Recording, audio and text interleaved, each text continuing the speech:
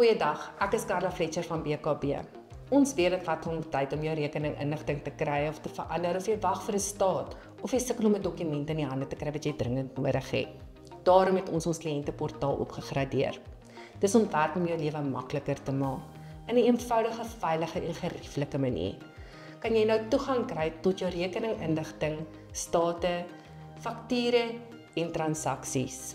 In hierdie kort video gaan ek vir jou wys hoe alles werk. Van registrasie, tot om jou rekeninginligting te kry en op te dateer, tot om dokumente af te laai, stap vir stap. Kom ons begin.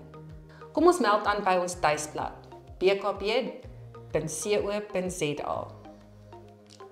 Klik op kliënteportaal, beweeg af, klik op Access the new portal. Vul jou naam, e-pos en telefoonnommer in en kies jou wagwoord.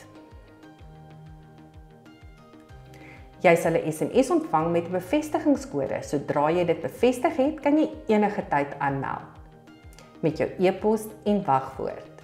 Dis vinnig, maklik en jy doen dit net een keer. Wanneer jy aanmeld, kom jy op jou tuisblad. Hier sien jy jou saldo's, onlangse transaksies en skakels na ander afdelings van die portaal. Alles wat jy nodig het op een plek. Onder profiel kan jy jou persoonlike besonderhede opdateer, gekoppelde rekeninge bestuur en jou wagwoord verander. Jy kan ook 2-faktor verifikasie aanskakel vir ekstra sekuriteit wanneer jy aanmeld. Maklik, veilig en betroubaar. As jy ooit vasbrand, klik net op hulp. Daar is 'n eenvoudige gidsies en antwoorde op algemene vrae. Alles wat jy nodig het om die portaal met selfvertroue te gebruik. By My Rekening kan jy jou handelskorting sien, jou rekeningbalanse nagaan en jou finansiële inligting dophou.